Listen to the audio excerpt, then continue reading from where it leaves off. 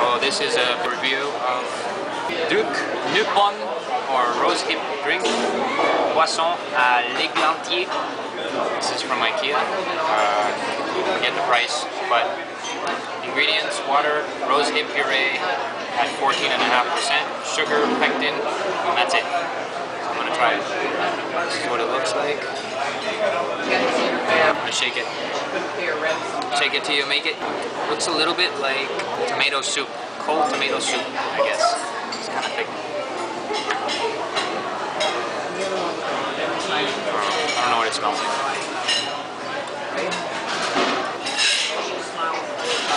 It doesn't taste like much. It tastes like water and something thick.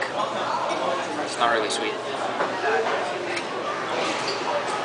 It doesn't taste like much because it's so diluted, but if I had to describe the taste, it would be a little bit like a faint hint of tomato with a little bit of sweetness. Really, that's it. It doesn't really taste much more than that. Sweet tomato.